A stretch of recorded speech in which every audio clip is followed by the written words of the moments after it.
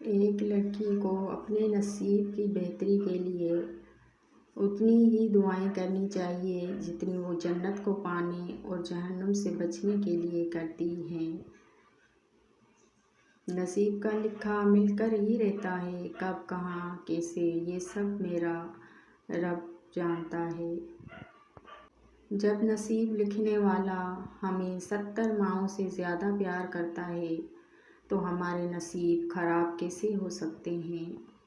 نصیب کسی نے کھول کر تو نہیں دیکھے ہوتے، وہ تو اللہ پاک کے لکھے ہوتے ہیں، اور اگر کسی کے برے ہوں تو نصیب کبھی برے نہیں ہوتے کیونکہ وہ اللہ نے لکھے ہیں۔ اللہ زندگی میں درد دکھاتا ہے، اس کا یہ مطلب نہیں کہ ہمارا نصیب درد بھرا ہے، بلکہ اس لیے تاکہ ہم بہت ساری دعائیں مانگ کر اس اللہ سے اپنا نصیب خوبصورت لکھوا لیں۔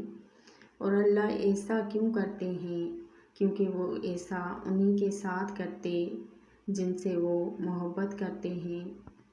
قرآن عرش کی بلندی سے فرش پر آیا تاکہ فرش پر موجود انسان کو عرش والے سے ملا دے۔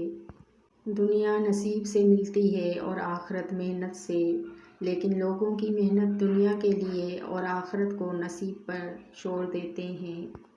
جب اللہ دل میں کوئی چیز ڈالتا ہے تو نصیب میں بھی کہیں نہ کہیں اس چیز کی جگہ ضرور لکھتا ہے۔ اللہ کبھی کبھار آزمائش کے لیے تمہاری پسندیدہ چیزوں کو تمہاری نگاہ سے دور کر دیتا ہے، مگر تمہارے نصیب سے کبھی دور نہیں کرتا، اور وہ تم نے سنا نہیں، نصیب کا لکھا مل کر رہتا ہے۔ اللہ ہر بیٹے کا خواب سچا کرے اور ہر بیٹی کا نصیب اچھا کرے، آمین ثم آمین۔ جس نے تمہارا نصیب لکھا ہے وہ دوبارہ لکھنے کی بھی طاقت رکھتا ہے، تو دعا کرتے رہو اور یقین رکھو، پھر دیکھو کیسے تمہاری آنکھوں کے سامنے تمہارے نصیب کے صفحے پلٹتا ہے۔ جو نصیب میں نہیں اسی کے لیے تو یہ دعائیں ہیں، اور جس کے لیے دعائیں ہیں وہی تمہارا نصیب ہے۔ جو چیز آپ کے نصیب میں ہے وہ 2 پہاڑوں کے درمیان بھی ہو تو آپ کو مل جائے گی، اور جو نصیب میں نہیں ہے وہ اگرچہ 2 ہونٹوں کے درمیان کیوں نہ ہو آپ کو نہیں مل سکتی۔ دعائیں نصیب سے نہیں بلکہ نصیب دعاؤں سے بدلتا ہے۔